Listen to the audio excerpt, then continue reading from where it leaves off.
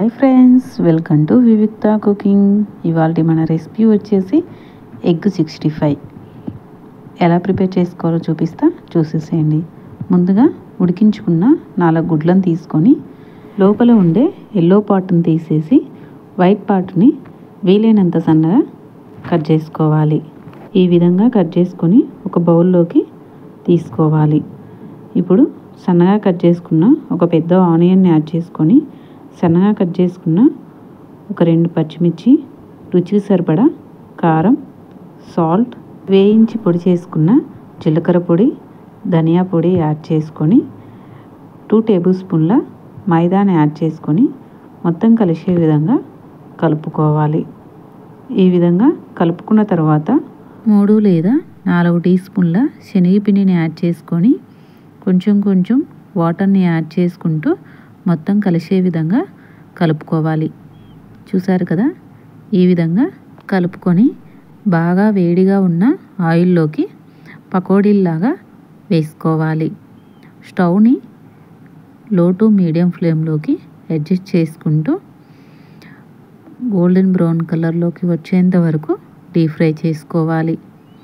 ఇప్పుడు ఇవి deep fry అయ్యేలోపు ఒక చిలిపి ప్రశ్న. గుండు మీద గుండు ఎంత పెట్టినా నిలవదు, ఏమిటది?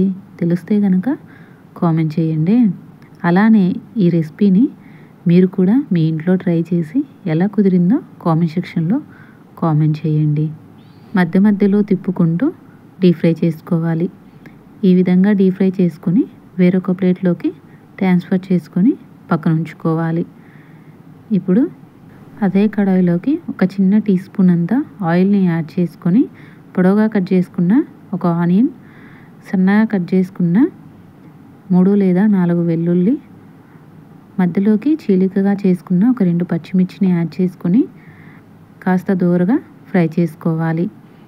ఒక రెమ్మ కరివేపాకు, పావు టీ స్పూన్ కారంని యాడ్ చేసుకొని ఆయిల్లో మొత్తం కలిసే విధంగా కలుపుకొని ఒక 2 టేబుల్ స్పూన్ల టొమాటో సాస్ని యాడ్ చేసుకొని ముందుగా ఫ్రై చేసి పెట్టుకున్న ఎగ్ 65ని యాడ్ చేసుకొని మొత్తం కలిసే విధంగా బాగా టాస్ చేస్తూ ఒక 2 నిమిషాలు ఫ్రై చేసుకొని సర్వ్ చేసుకోవాలి. ఇంతేనండి, ఎంతో సింపుల్గా బయట కొనే పని లేకుండా ఎగ్ 65ని మనం ఇంట్లోనే ప్రిపేర్ చేసుకోవచ్చు.